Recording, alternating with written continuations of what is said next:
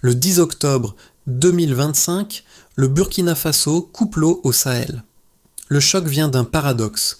L'audit affirme que plus de 70% du débit servait surtout des intérêts étrangers via des accords tenus secrets depuis 1947. Et si Ibrahim Traoré avait raison de casser ce pacte malgré sanctions, isolement et risque de pénurie pour des millions de vies, quelques mois plus tard, 300 millions de dollars restent au pays et 60% du réseau est rétabli en moins de 8 semaines, nourrissant l'espoir d'autonomie. Mais à quel prix politique et social durable? Cette séquence promet une lecture claire, factuelle et progressive d'une décision qui dépasse largement une coupure d'eau. Elle montre ce que la fermeture de la rivière Sahel change réellement, pas seulement pour l'État, mais pour l'économie, les entreprises locales, les foyers et l'équilibre régional. L'enjeu central est simple à formuler, mais complexe à mesurer. Reprendre une ressource vitale sans provoquer un effondrement immédiat. Derrière le geste attribué à Ibrahim Traoré se jouent plusieurs paris simultanés. Un pari politique face aux pressions diplomatiques et aux menaces de sanctions. Un pari économique alors que des flux financiers et des infrastructures dépendaient d'acteurs étrangers depuis des décennies. Un pari social enfin, car chaque rupture se traduit par des ajustements concrets dans la vie quotidienne. Ce récit n'a pas pour objectif de trancher entre héroïsme et imprudence, il vise à décortiquer les mécanismes, à identifier ce qui change vraiment et à distinguer le symbole de ses effets mesurables. La question n'est donc pas seulement pourquoi cette décision a été prise, mais jusqu'où ses conséquences peuvent aller. La révélation centrale tient en un chiffre, plus de 70% de l'eau de la rivière Sahel était destinée à des intérêts étrangers. Ce constat, issu de l'audit national lancé après la fermeture, a immédiatement déplacé le débat, de la provocation politique vers la question structurelle de la dépendance. Pendant plus de 7 décennies, la gestion de cette ressource vitale s'est construite hors du regard public. Des accords signés dès la fin des années 1940 ont progressivement transféré le contrôle opérationnel, les données hydriques et une partie des infrastructures à des entreprises européennes et nord-américaines. Ces dispositifs, rarement débattus, ont façonné un modèle où l'État burkinabé payait pour accéder à sa propre eau, tout en restant exclu des leviers techniques et informationnels. C'est dans ce contexte qu'Ibrahim Traoré intervient. La fermeture de la rivière Sahel n'est pas un acte isolé, mais l'aboutissement d'une lecture précise de ces mécanismes, dépendance financière, captation des données climatiques et verrouillage technologique. L'audit révèle également qu'une part majeure des relevés hydriques était hébergée à l'étranger, limitant toute planification autonome. La mini-révélation ne réside donc pas seulement dans le volume d'eau détourné, mais dans la structure invisible qui rendait cette situation durable. Couper le flux revient à interrompre un système entier avec ses contrats, ses flux financiers et ses rapports de force. Ce choix replace brutalement le Burkina Faso face à une alternative claire, accepter une vulnérabilité immédiate ou prolonger une dépendance jugée insoutenable à long terme. À partir de là, la décision cesse d'être symbolique et devient un test grandeur nature de souveraineté opérationnelle. Au centre de cette séquence se trouve une figure qui ne se limite pas à une posture institutionnelle. Ibrahim Traoré agit ici comme déclencheur, mais aussi comme point de convergence d'acteurs longtemps tenus à distance des décisions techniques. Autour de lui, une équipe restreinte d'ingénieurs burkinabés, mobilisés en amont, devient soudain visible lorsque la coupure prend effet. Les premières heures révèlent un double mouvement. À l'extérieur, les réactions sont immédiates. Critiques publiques, annonces de sanctions potentielles, suspension de certaines activités industrielles liées à l'eau et à l'énergie. À l'intérieur, le choc est plus concret. Perturbations locales, inquiétudes dans les zones rurales et mise sous tension d'infrastructures déjà fragiles. Pourtant, très vite, un autre phénomène apparaît. Des équipes techniques locales interviennent sans soutien étranger direct. Des réparations d'urgence sont lancées, des contournements temporaires sont mis en place et des comités d'eau émergent dans plusieurs communes pour organiser la distribution et la maintenance. Ce qui semblait être un point de rupture totale devient un laboratoire improvisé d'adaptation. Les premiers résultats sont partiels mais mesurables. En quelques semaines, une part significative du réseau hydraulique est remise en fonctionnement, rétablissant un accès minimal dans des zones jugées prioritaires. Ce n'est ni une victoire complète, ni un retour à la normale, mais une preuve de capacité. Le rôle du président n'est plus seulement décisionnel. Il devient celui qui expose le pays à ses propres limites, tout en révélant des marges d'action longtemps sous-estimées.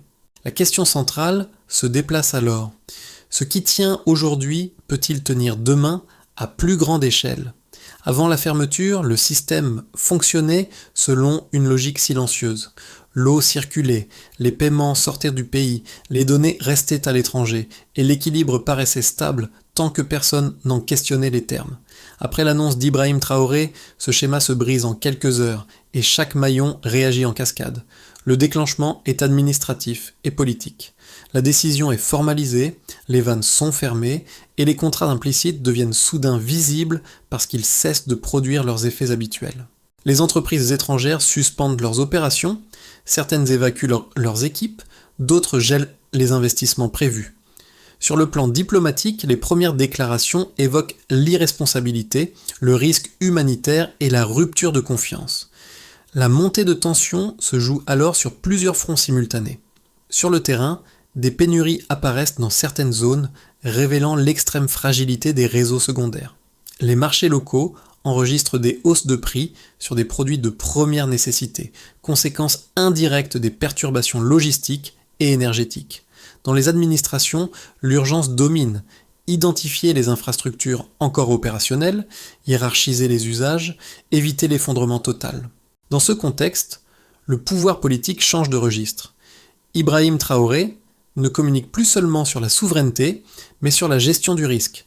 Des audits accélérés sont lancés, des équipes mixtes sont constituées et des priorités claires sont fixées, notamment pour les zones urbaines denses et les régions agricoles stratégiques. Le discours évolue, il ne s'agit plus de défier l'extérieur, mais de tenir à l'intérieur. Les répliques apparaissent ensuite moins spectaculaires, mais décisives. Des ingénieurs locaux parviennent à remettre en service des segments du réseau considérés comme secondaires, mais suffisants pour rétablir un accès partiel à l'eau. Des solutions temporaires sont bricolées, parfois inefficaces à long terme, mais adaptées à l'urgence. Cette phase ne supprime pas la crise, elle la transforme en processus gérable. Sur le plan économique, l'effet est ambigu. La suspension des activités étrangères crée un vide, mais ce vide libère aussi des marges de manœuvre financières inattendues. Des flux de paiement cessent de quitter le pays, offrant une respiration budgétaire à court terme. Cette situation n'efface ni les pertes ni les risques, mais elle modifie la perception de ce qui était présenté comme inévitable. La dynamique sociale évolue également. La fermeture de la rivière devient un point de ralliement pour certains, un motif d'inquiétude pour d'autres. Des manifestations de soutien coexistent avec des protestations locales liées aux pénuries. La décision cesse d'être abstraite. Elle s'inscrit dans les gestes quotidiens, les attentes, les frustrations. À ce stade, la chaîne des événements a produit un basculement clair. Le Burkina Faso n'est plus dans l'anticipation, mais dans l'expérimentation forcée. La question n'est plus de savoir si la rupture était symbolique, mais si ce nouvel équilibre instable peut être consolidé sans soutien extérieur durable. Avant la fermeture, plus de 70% de l'eau de la rivière Sahel alimentait des usages étrangers. Après la rupture, une part majeure des flux financiers associés reste désormais dans le pays. Ce passage du socle à l'écart constitue le premier indicateur mesurable d'un changement réel, au-delà du symbole politique. Pour commencer, un premier chiffre fixe le point de départ. Lorsque l'audit national est rendu public, il établit que la majorité du débit servait à l'irrigation industrielle et à la production énergétique pour des acteurs extérieurs. Ce chiffre n'indique pas seulement un déséquilibre hydrique, il révèle une architecture économique où la ressource locale soutenait prioritairement des chaînes de valeur étrangères. La conséquence directe était une dépendance budgétaire et technique, masquée par la continuité apparente du service. Ensuite, un deuxième indicateur permet de mesurer l'effet immédiat de la coupure. Avec l'arrêt des redevances et des contrats liés à la gestion externalisée, 300 millions de dollars cessent de quitter le Burkina Faso. Cette somme ne représente pas un gain net automatique, mais une marge de manœuvre retrouvée. Elle permet à l'État de financer des réparations urgentes, de couvrir des coûts de transition et de maintenir des services essentiels sans recourir immédiatement à des financements extérieurs. Autrement dit, la rupture crée un espace budgétaire temporaire, fragile mais réel. Enfin, un troisième chiffre éclaire la capacité opérationnelle interne. En mobilisant des équipes locales, 60% du réseau hydraulique est remis en fonctionnement, rétablissant un accès partiel dans plusieurs zones prioritaires. Ce résultat ne signifie pas une autonomie complète. Il démontre cependant que des segments jugés dépendants pouvaient être maintenus sans assistance étrangère directe, à condition d'accepter une baisse de performance et une gestion plus rudimentaire. Pris ensemble, ces trois indicateurs racontent une même histoire. La fermeture n'a pas supprimé les risques, mais elle a déplacé le centre de gravité. La dépendance totale laisse place à une vulnérabilité contrôlée, où les choix deviennent visibles et discutables. C'est dans cet espace que s'inscrit la stratégie portée par Ibrahim Traoré, transformer un choc brutal en test mesurable de capacité nationale. Ces chiffres ne garantissent ni la réussite ni la stabilité à long terme. Ils montrent cependant que l'argument de l'effondrement immédiat n'est pas corroboré par les premiers écarts observés. La question devient alors qualitative. Cette trajectoire chiffrée peut-elle être prolongée sans épuiser les ressources humaines, financières et sociales du pays ? Les critiques les plus sévères de la fermeture de la rivière Sahel reposent sur deux arguments principaux, souvent présentés comme irréfutables. Le premier affirme que le Burkina Faso ne peut compenser la perte des investissements étrangers, ni maintenir ses infrastructures sans capitaux, technologies et données venues de l'extérieur. Selon cette lecture, la coupure crée un choc immédiat, mais prépare surtout une dégradation progressive. Pénurie durable, recul de l'activité privée et isolement économique difficilement réversible. Le second argument met en avant le risque social. Les observateurs soulignent que même une restauration partielle du réseau hydraulique ne suffit pas à garantir un accès équitable à l'eau. Les zones rurales, déjà vulnérables, seraient exposées à une hausse des prix, à des tensions communautaires et à une insécurité accrue. Dans cette perspective, la souveraineté revendiquée aurait un coût humain disproportionné, supporté par ceux qui disposent du moins de marge d'adaptation. Ces deux critiques méritent d'être prises au sérieux. Elles s'appuient sur des précédents régionaux où des ruptures rapides ont effectivement mené à des crises prolongées. Elles rappellent aussi que la résilience observée sur quelques semaines ne garantit pas une soutenabilité sur plusieurs années. La réponse factuelle ne consiste pas à nier ces risques, mais à les recontextualiser. D'une part, les données disponibles montrent que la dépendance antérieure n'assurait pas non plus une stabilité durable. Les infrastructures restaient sous-investies, les flux financiers sortaient massivement du pays et la capacité locale de décision était limitée. Autrement dit, le statu quo comportait déjà des coûts structurels élevés, simplement moins visibles. D'autre part, les premiers résultats observés après la fermeture indiquent une capacité d'ajustement partielle mais réelle. La restauration de 60% du réseau et la rétention de centaines de millions de dollars ne constituent pas une solution définitive. Elles démontrent cependant que l'effondrement immédiat n'était pas inévitable, contrairement aux scénarios les plus pessimistes. Dans ce cadre, le pari associé à Ibrahim Traoré apparaît moins comme un rejet de toute coopération que comme une tentative de renégociation par le choc. La question centrale n'est donc pas de savoir si le Burkina Faso peut se passer durablement de l'extérieur, mais s'il peut transformer cette rupture en levier pour redéfinir les termes de sa dépendance. À ce stade, la fermeture de la rivière Sahel cesse d'être un épisode réversible. Ce qui change profondément, ce n'est pas seulement l'état des infrastructures, mais la nature même du rapport entre décision politique et capacité technique. En quelques semaines, l'État burkinabé découvre qu'il peut agir sans attendre une validation extérieure immédiate, même au prix d'une efficacité réduite. Cette bascule est centrale dans la lecture portée par Ibrahim Traoré. La crise n'est plus uniquement subie, elle devient un outil de clarification. Les priorités apparaissent nettement. Quels usages sont essentiels ? Quels territoires doivent être servis en premier et quelles dépendances étaient structurelles plutôt que fonctionnelles. Un autre élément s'impose alors. Les sanctions annoncées, bien que réelles, ne produisent pas toutes les conséquences anticipées à court terme. L'isolement diplomatique progresse, mais il coexiste avec une réorganisation interne accélérée.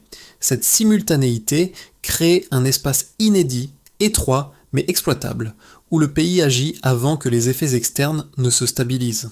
La révélation médiane tient donc dans ce décalage temporel. Le Burkina Faso ne gagne pas du temps indéfiniment, mais il en crée suffisamment pour tester ses propres limites. Ce laps n'efface ni les pénuries, ni les tensions sociales. Il permet cependant de transformer une rupture brutale en phase d'apprentissage contraint. À partir d'ici, la trajectoire change de nature.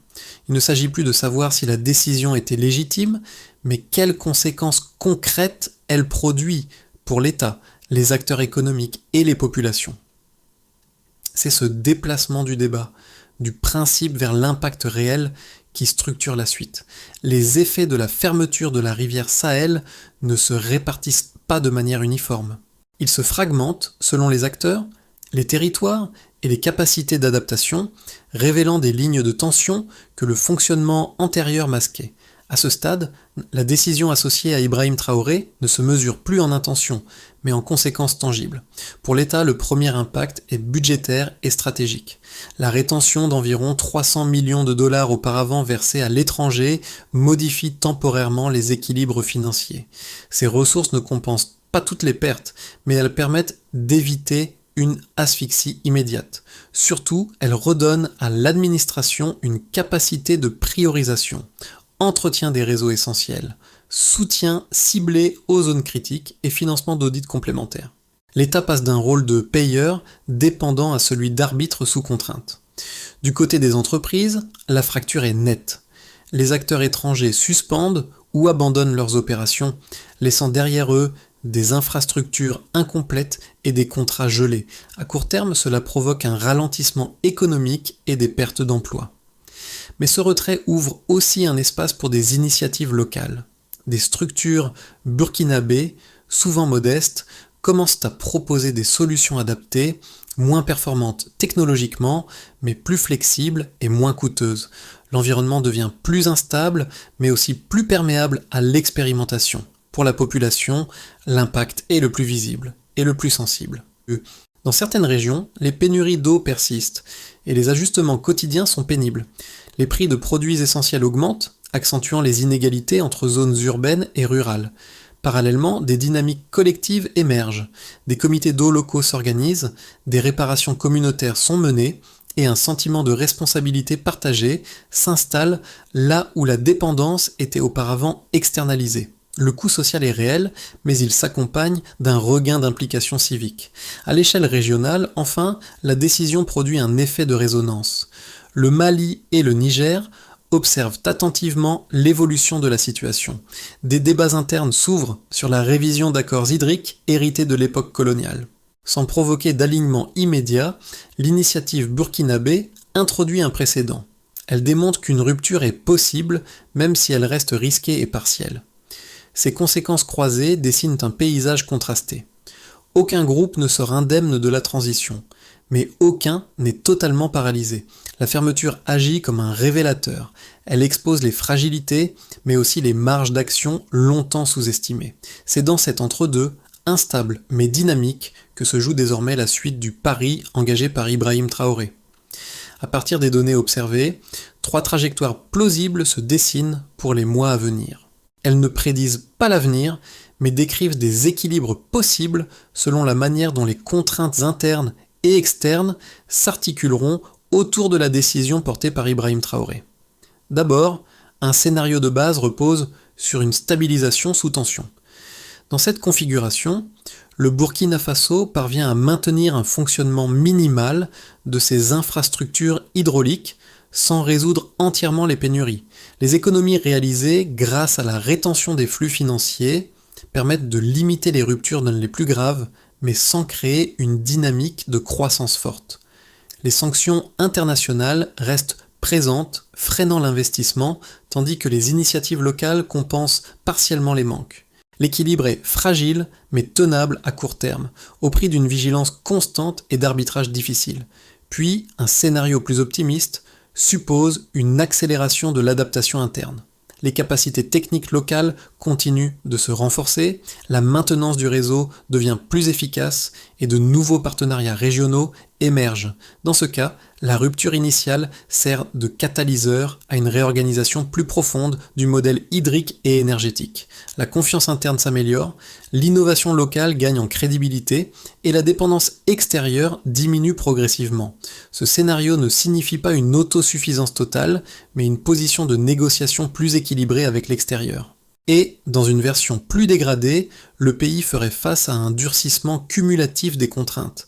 Les sanctions s'intensifient, les pénuries s'aggravent et l'épuisement des équipes techniques limite la capacité de réaction. La pression sociale augmente, notamment dans les zones rurales, et le coût politique de la décision devient plus lourd à porter. Dans cette hypothèse, le pays serait contraint de rechercher rapidement des compromis externes, au risque de perdre une partie de l'autonomie acquise. Ces trois scénarios partagent un point commun. Aucun ne permet un retour simple à la situation antérieure. La décision a déplacé le cadre de référence et chaque option implique désormais des choix explicites.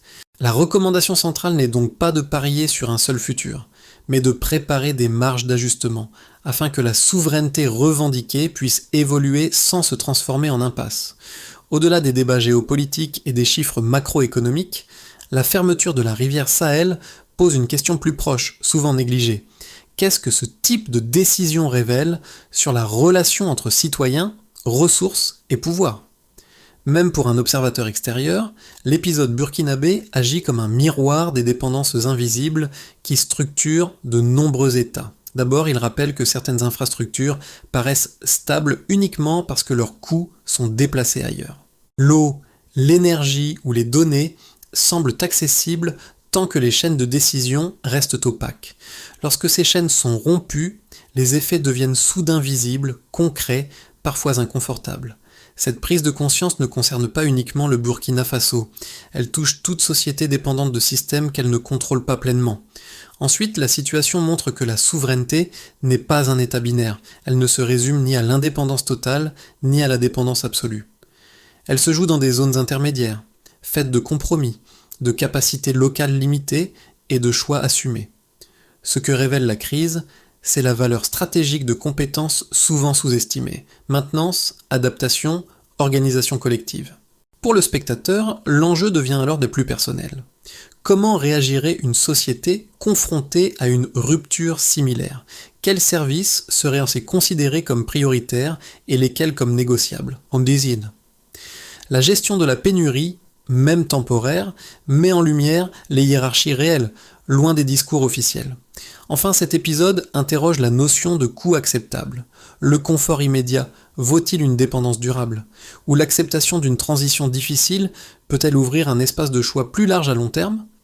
Ces questions ne trouvent pas de réponse universelle, mais elles gagnent à être posées avant que la contrainte ne l'impose. En ce sens, l'expérience du Burkina Faso dépasse son contexte.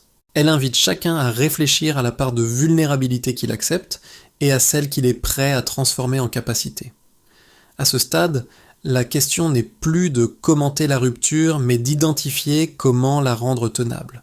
La trajectoire associée à Ibrahim Traoré ne peut se maintenir que si elle s'appuie sur une série d'actions concrètes, séquencées et mesurables, plutôt que sur un seul acte symbolique.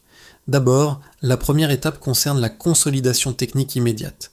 Il s'agit de stabiliser ce qui fonctionne déjà en priorisant l'entretien des segments du réseau hydraulique remis en service. Former et retenir des équipes locales devient central, non pour atteindre une performance optimale, mais pour éviter les pannes systémiques. L'objectif à court terme est simple, maintenir un accès minimal et prévisible dans les zones critiques. Ensuite, la deuxième étape porte sur la sécurisation des données et de la planification. La dépendance antérieure ne concernait pas seulement l'eau, mais aussi l'information. Rapatrier les relevés hydriques, reconstruire des bases de données locales et former des analystes permet à l'État de planifier sans intermédiaire. Sans cette couche informationnelle, toute autonomie reste fragile et réversible. Puis, la troisième étape vise la réallocation budgétaire sous contrainte. Les ressources financières temporairement retenus, doivent être fléchés vers des usages clairement identifiés. Maintenance, formation et solutions transitoires. L'enjeu n'est pas de tout financer, mais de rendre les arbitrages explicites et compréhensibles pour la population. Après cela, la quatrième étape repose sur des partenariats régionaux ciblés. Plutôt qu'un isolement complet, le Burkina Faso peut chercher des coopérations techniques avec des pays confrontés à des contraintes similaires. Ces échanges ne remplacent pas l'expertise internationale, mais ils réduisent l'asymétrie. Et pour finir, la cinquième étape concerne la gouvernance et la transparence. Rendre visibles les choix, les limites et les résultats permet de maintenir un soutien social malgré les difficultés. Sans ce lien, la rupture risque de perdre sa légitimité avant d'avoir produit ses effets. Cette feuille de route n'élimine pas les risques. Elle définit cependant un chemin praticable, où la souveraineté devient un processus mesurable plutôt qu'un slogan. Au début, tout semblait se résumer à une vanne fermée et à une décision brutale.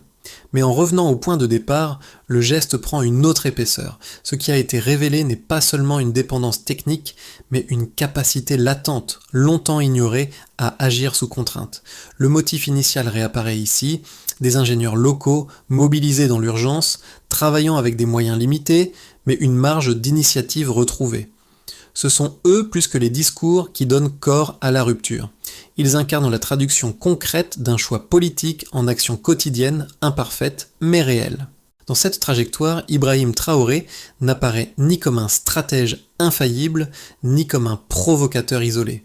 Il agit comme un déclencheur, celui qui force le système à révéler ce qu'il pouvait encore produire sans ses appuis habituels. La décision ne garantit pas le succès, mais elle empêche le retour à l'illusion de stabilité qui prévalait auparavant. L'émotion qui traverse cette séquence n'est pas triomphale. Elle tient plutôt à la prise de conscience collective. Savoir que certaines dépendances étaient subies et non inévitables change durablement la perception du possible. Même si la trajectoire devait être corrigée, ce savoir ne disparaîtra pas. C'est là que se referme le cycle ouvert par la fermeture de la rivière. Non sur une certitude, mais sur une ligne claire. Une fois la limite franchie, le regard sur l'autonomie ne peut plus redevenir abstrait. La fermeture de la rivière Sahel n'impose pas une conclusion définitive, mais elle laisse une empreinte durable. Elle montre comment une décision politique, lorsqu'elle touche une ressource vitale, dépasse rapidement le cadre d'un pays pour devenir un repère symbolique. Ce qui se joue au Burkina Faso ne se limite pas à l'eau ou à l'énergie, mais à la manière dont une société accepte de rendre visibles ses dépendances. Dans cette histoire, Ibrahim Traoré incarne moins une réponse qu'un déclenchement. Il force un débat que beaucoup de nations repoussent, celui du prix réel de la stabilité et de la part de fragilité qu'il faut parfois accepter pour retrouver une capacité de choix. La trajectoire reste incertaine, les risques sont toujours présents et rien ne garantit une issue favorable. Pourtant, une chose est acquise. La décision a déplacé le cadre de discussion. Elle oblige à parler de souveraineté, non comme d'un slogan, mais comme d'un enchaînement de choix concrets, mesurables et révisables. Ce déplacement à lui seul constitue déjà un changement profond. La question qui demeure dépasse largement le cas burkinabé. Dans un monde où ressources, données et infrastructures sont de plus en plus interconnectées, jusqu'où une société est-elle prête à aller pour reprendre la maîtrise de ce qui la fait vivre? Et face à ce choix, quelle part de confort immédiat sommes-nous prêts à remettre en question? C'est ce débat, plus que la décision elle-même, qui mérite d'être poursuivi.